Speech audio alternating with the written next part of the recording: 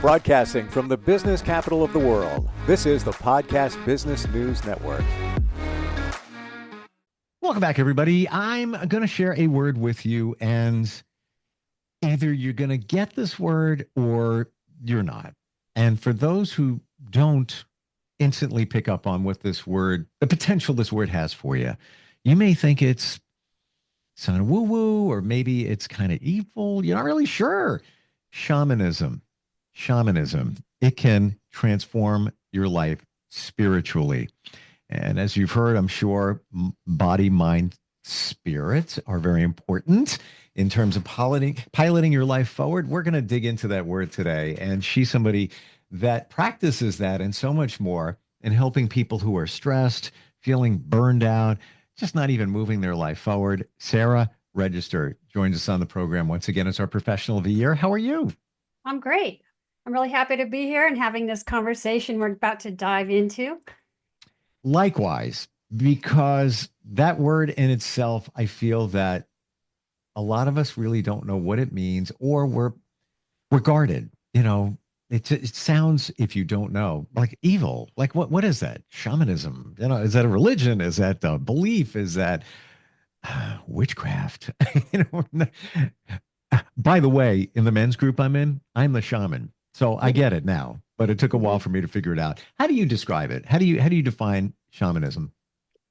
Well, it's important to know that medicine, men and women, shaman, women, since the beginning of time, in the earliest cultures on the planet, that those early indigenous everywhere had this basic understanding of how the as above and so below and the world around them all works. They didn't have all the distraction that we have. And so they could kind of see how energy was, created, and they could understand their connection and interreliability to the world around them, meaning like the rocks and stones, plants, animals, spirit, etc. And so they really have a huge body of wisdom in these ancient cultures of understanding how to be connected to things is actually how we stay more balanced within ourselves when we're more connected to life outside ourselves.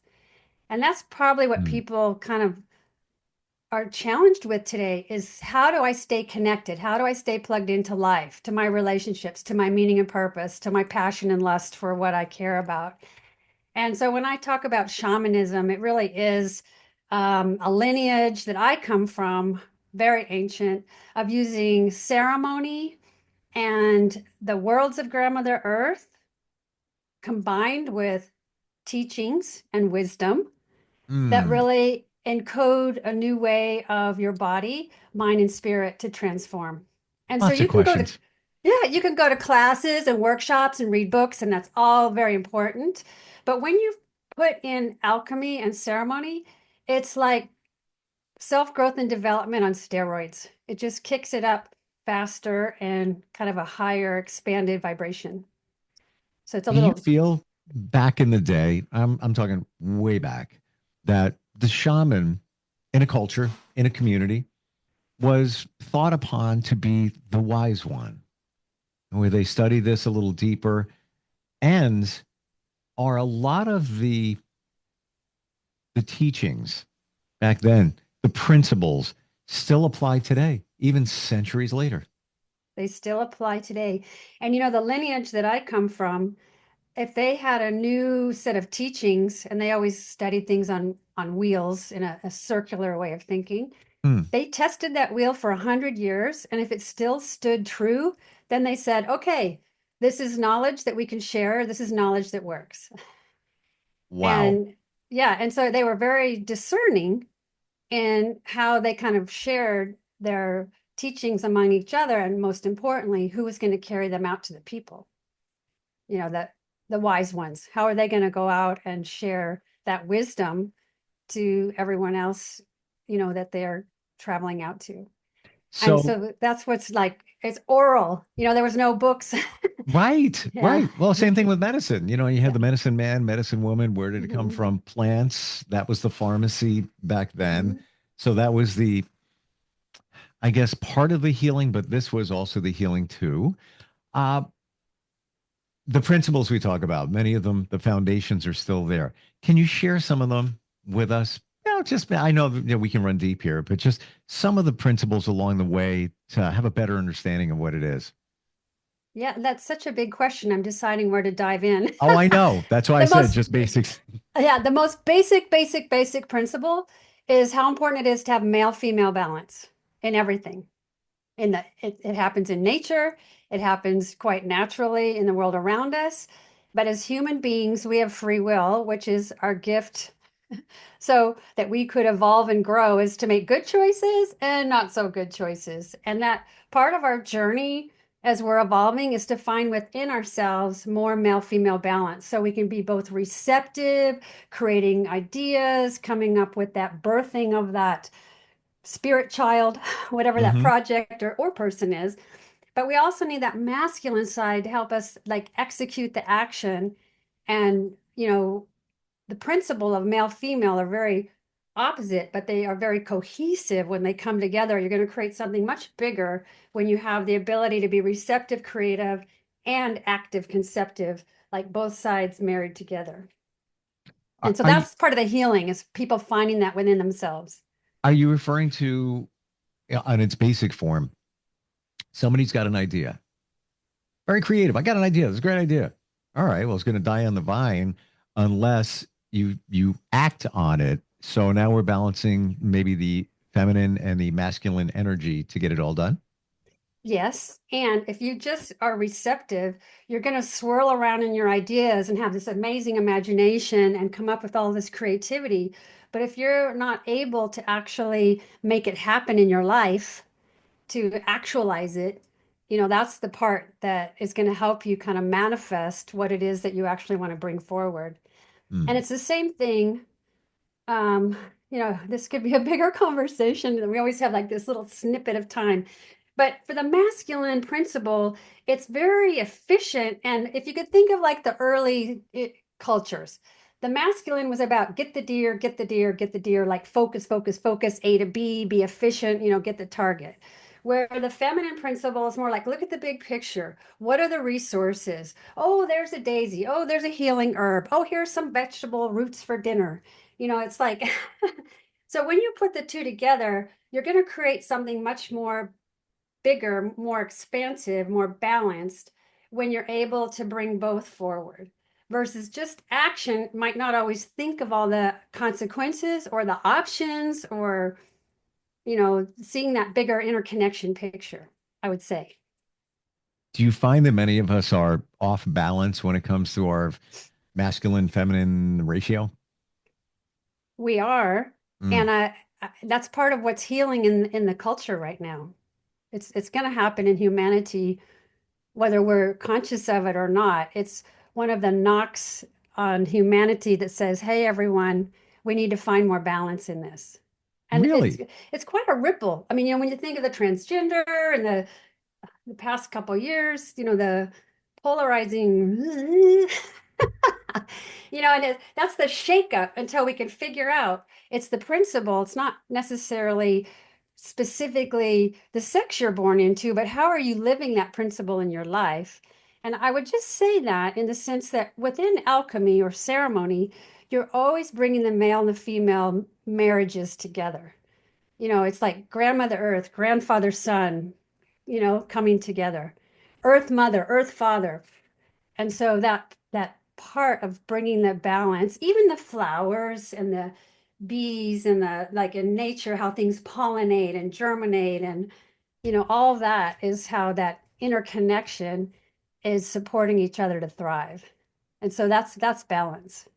Is shamanism also getting in touch with oneself, really connecting with oneself? It is connecting with oneself in terms of how am I connected to the world around me. Yes, interconnection, having that introspection, intuition, having self-awareness, more conscious awareness, all those things come as any of us might choose a meditation path, a spiritual path, where having this awakening. But where shamanism comes from the ancient cultures is teaching us how to find the interconnection, inner reliability with the worlds around us. And so that would be the plant world, the mineral world, the animal world, the spirit world. Like we're all interconnected. There's no separation. But as humans, we separate, we get distracted, we get stressed out, we get hopeless.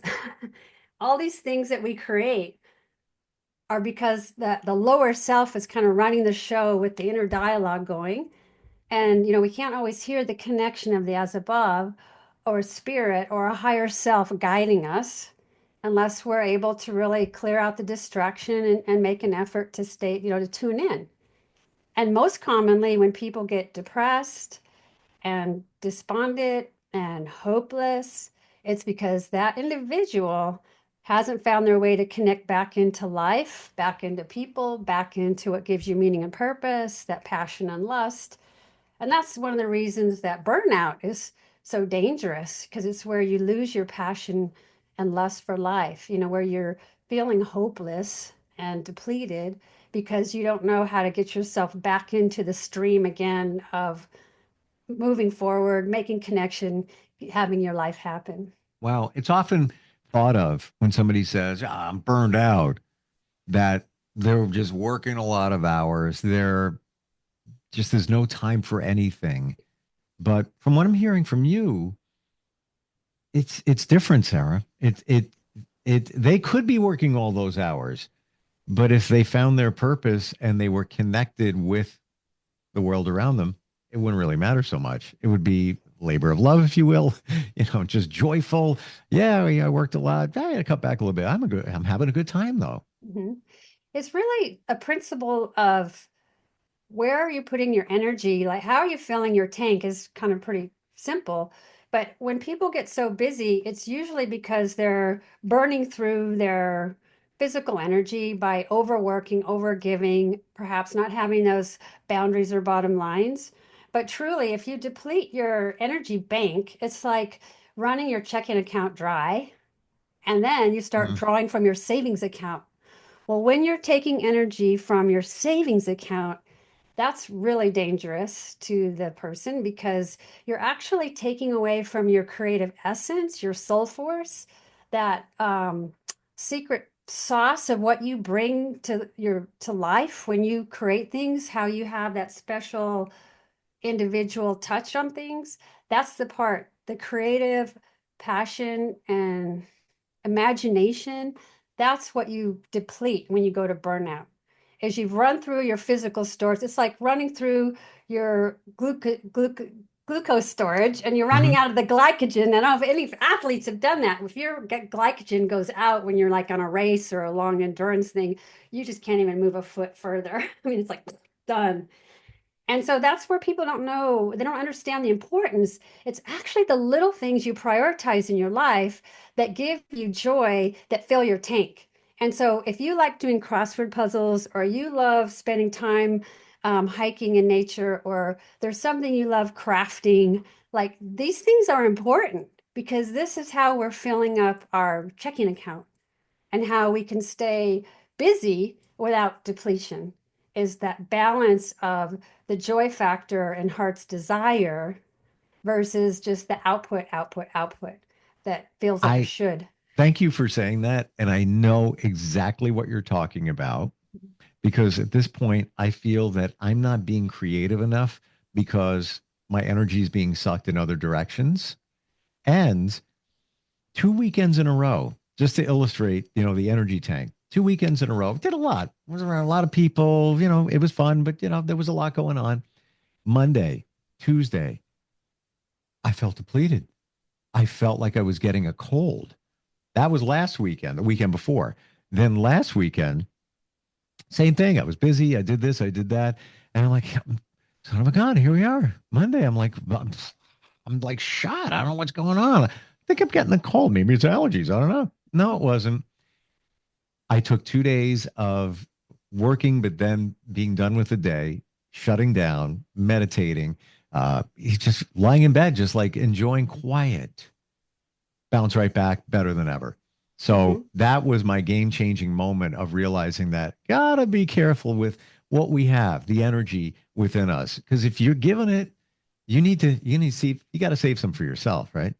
Yeah, and it's when people overextend their energy output is when burnout happens. Yeah.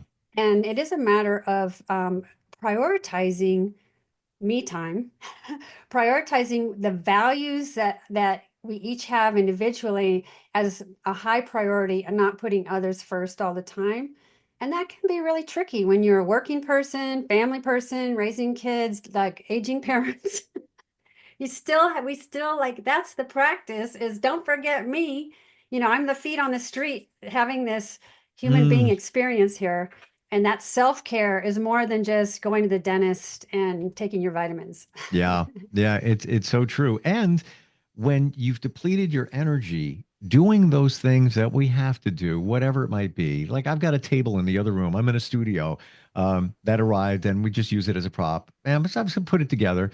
My friend's busy. I'm working on a project with him. Honestly, I'm looking at that like, I don't really want to do that. Now, if I wasn't busy and didn't give up a lot of energy, be like, yeah, no problem. Open that box up. Let's crank this thing out and get it done. Those little things become laborious or more Hmm. so when you don't have those energy stores. Yes, and here's the coaching hack. Oh, bring it on. I'm all about the coaching hacks, right? So if there is something that's important to do that you're really not feeling the juice to do it, Yeah. if you can fold in other things to make it fun and pleasurable, it Yes. actually, that second attention can help you do it with less energy output and more efficiency on your energy. And so that might be playing music or doing it with a friend or having a Yep. reward. There's ways to do that. And that's what people don't realize is you got to fold in the fun pleasure factor for the things that aren't quite so alluring. Um, when I clean on the weekend, I play music, and my thank you to me, but I have to eat anyway, is I make a smoothie, like a really cool one with fruits and everything. And I was like, all right, I'm going to take a pause and I'm going to get back to cleaning. But yes, putting on music, changing it up, finding the little things that make it more joyful. Any more hacks? Love them. I'm all about the hacks. Bring it on. Bring it on. Yeah. Well, it's just about, and I would say another one might be visually tracking things that sometimes you start out thinking, I'm going to do this regularly and I'm going to puzzle or I'm going to do this thing I love doing 3 times a week for 30 minutes sort of thing. And what happens is we get busy, we think, oh, it'll happen tomorrow. Maybe next week I'll start. And so I would say one of the key things if someone is really trying to pick up a new practice or a new habit of how they are bringing more joy or fun factor in their life, it's important to track it visually, that you can see your progress Hmm. and say, oh, wow, I've kept this new habit going now for 3 weeks. I made a commitment to myself for 3 months. I'm going to keep going because I've started. And so visual tracking of any kind of longer term can be really helpful for consistency. When you say visual tracking, do you mean just some way that makes sense within your goal to keep track of it? Whatever, a logbook or whatever it is, but some Yeah, kind of progress report. yes. And it's infinite, the number of ways that people track it. And Sure. so if you're the artsy craftsy person, you want to make a little paper with, stickers on it for your refrigerator. The other person maybe wants an app, on their watch, or someone might have an Excel spreadsheet, or someone else has a sticky note with a check mark on it. It's like, or they log it in their phone. Like but it's like what works for you that you'll remember and be consistent in the tracking.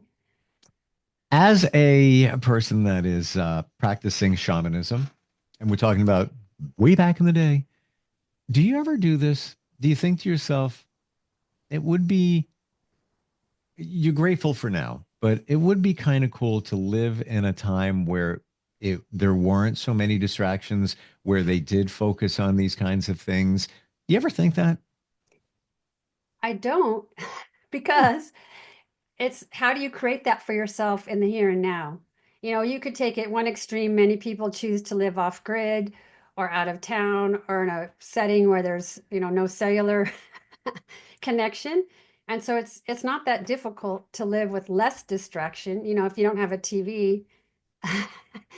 So I think it's how can you create that for your life now? versus what was then. But I will say that those ancient cultures, doesn't matter what continent you're talking about, like the wisdom that came from those early cultures that just had the simple life they did is amazing, and it's sustained through the ages. Doesn't matter, if you're Right? studying Buddhism or shamanism or Taoism, they're ancient, ancient. Isn't it mind blowing, amazing?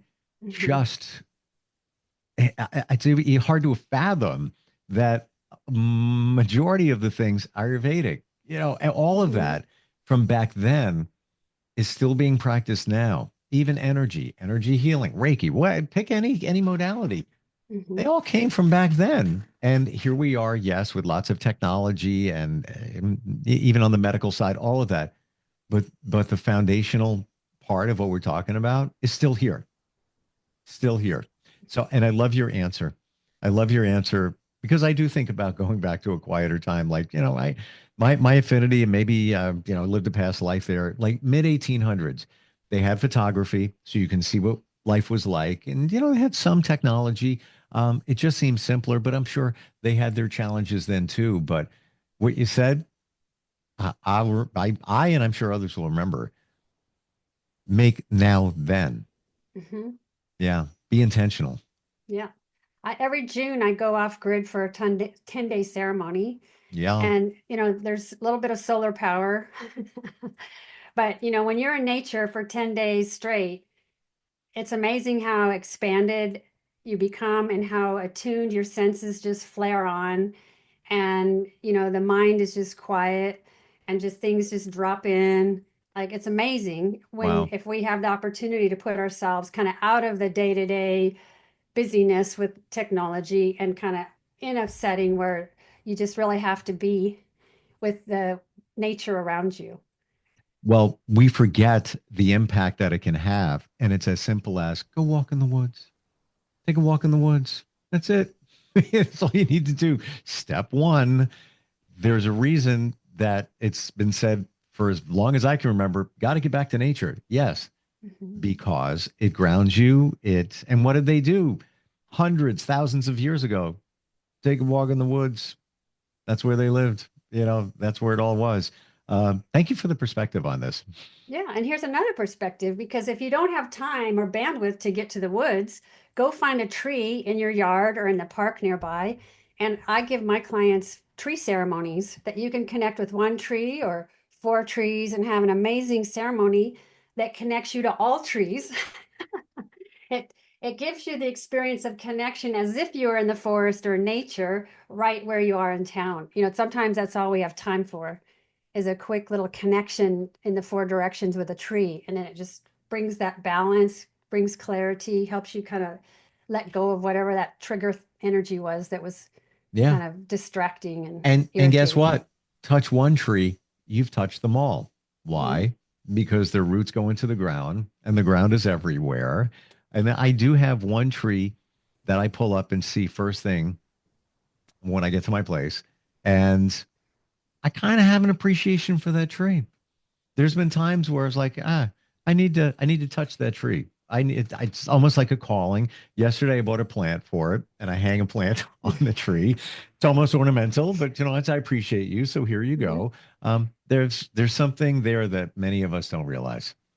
Well, in trees, the luminosity of a tree, the aura of a tree, is very similar to our human aura.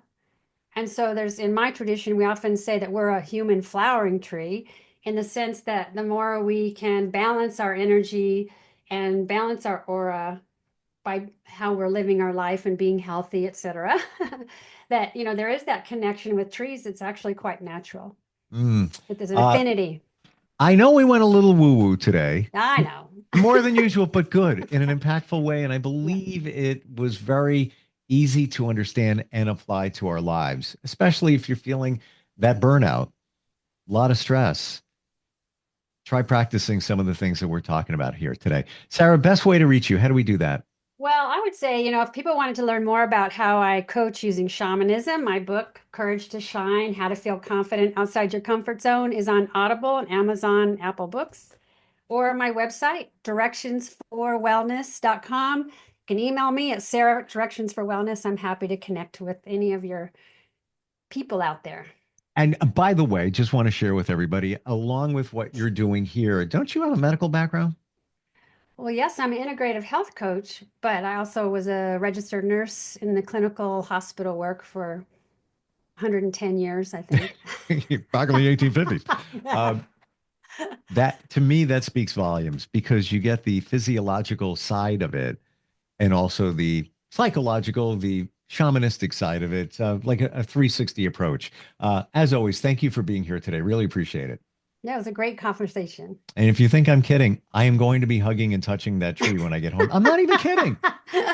No, It's important. My It's word self-care. is, it is, but and you know what? It's a cherry tree. So all those white blossoms looks like snow Oh, falling off of it right now. Just pretty. I appreciate beautiful. it. And I Yes. appreciate you. Thanks for being here. Thanks so much, Steve. We'll be right back.